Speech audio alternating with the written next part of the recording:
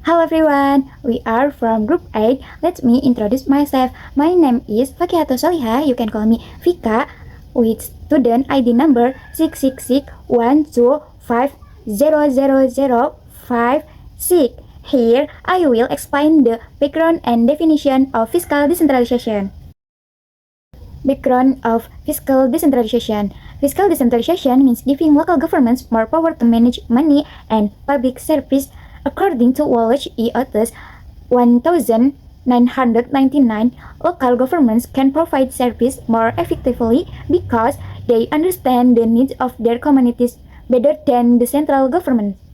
In Indonesia, fiscal decentralization started in 2001 through the General Allocation Fund, Specific Allocation Fund, and Revenue Sharing Fund. The goal is to improve public service, transparency, and regional development. However, challenges still exist, such as unequal fiscal capacity between regions and high dependence on central government transfers. Definition of decentralization fiscal. According to Mahfud Siddiq, 2001, fiscal decentralization is tool to achieve one of the country goals, namely providing better public service and creating a more democratic public decision-making process. According to Saragi, 2003, fiscal decentralization can be briefly defined as a process of budget distribution from higher level of government to lower levels to support government functions or tasks and public service in accordance with the delegated authority in various government sectors. Hello everyone, my name is Risma Mutiana Putri with name 666-1250038. Today, I want to explain fiscal decentralization in Indonesia using TKDD as an example. TKDD is a clear example of fiscal decentralization because it involves transfer to regions and village fund.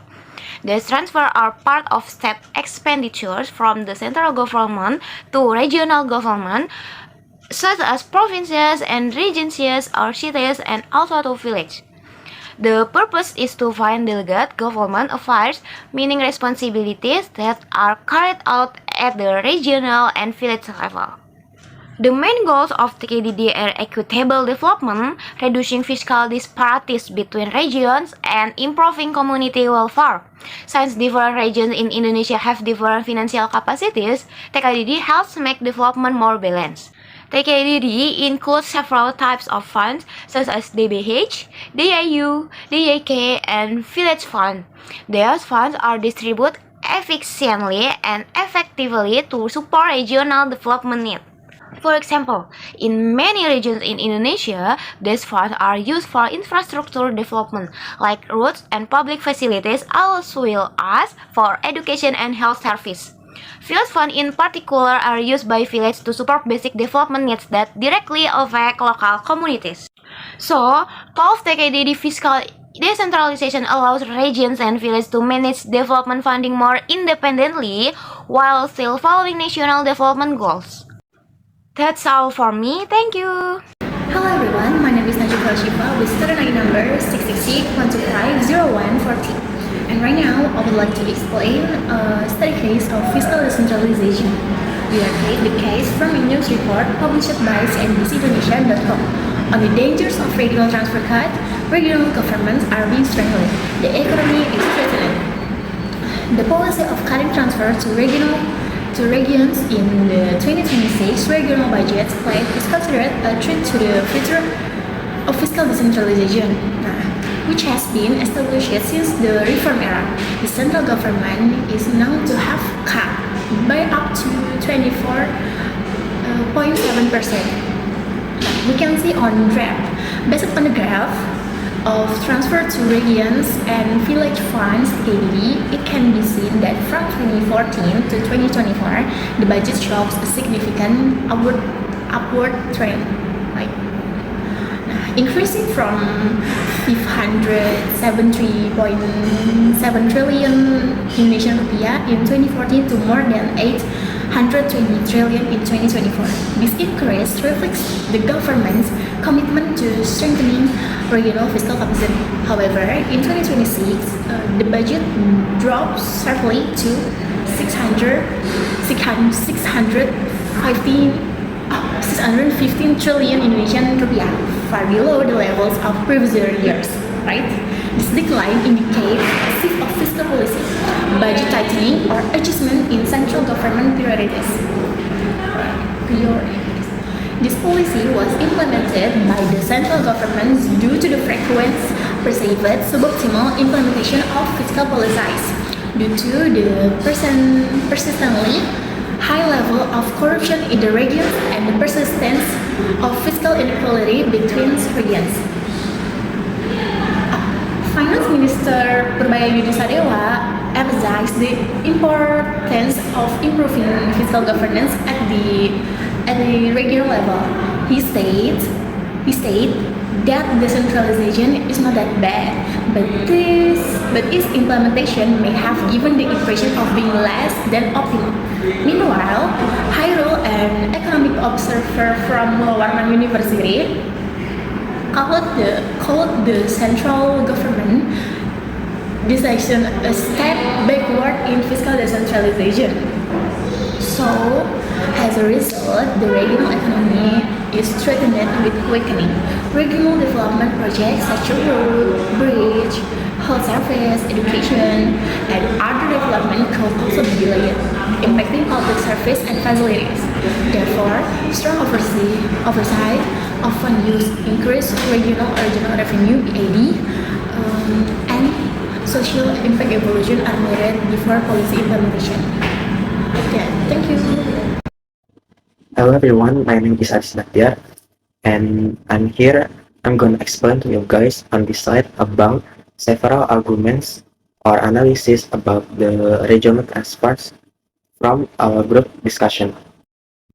So the first one is regional transfer at their lowest level in the last 10 years, limiting regional development capacity.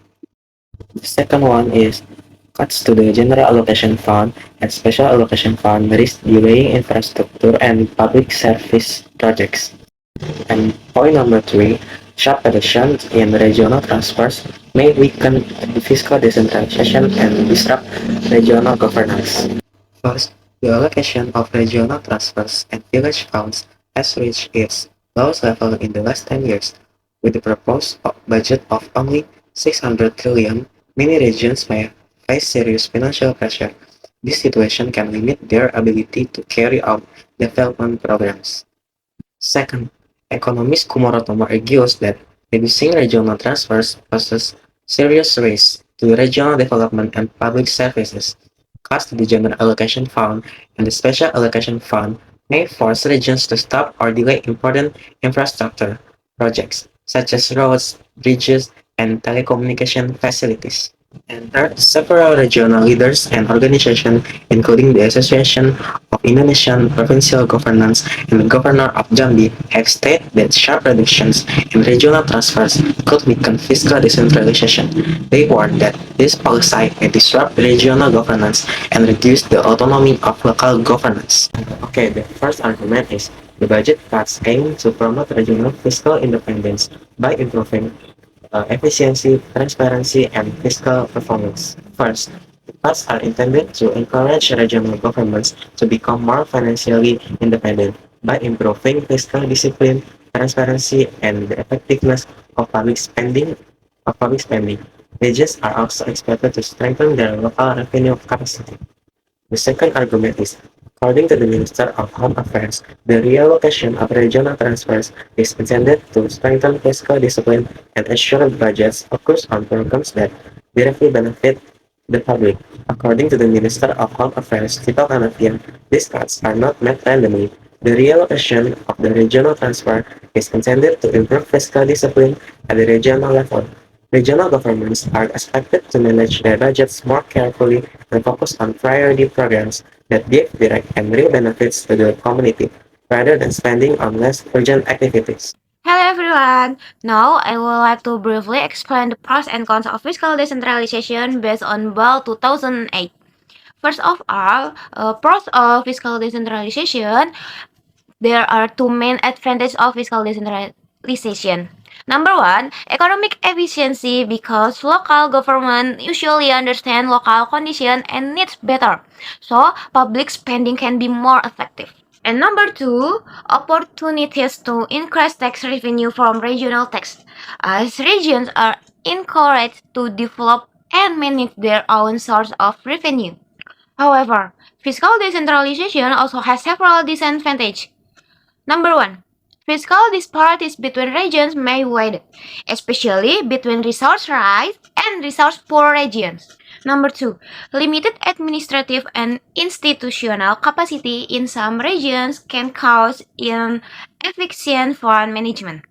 Number three, weak supervision and accountability, which may lead to misuse or inefficiency in public spending.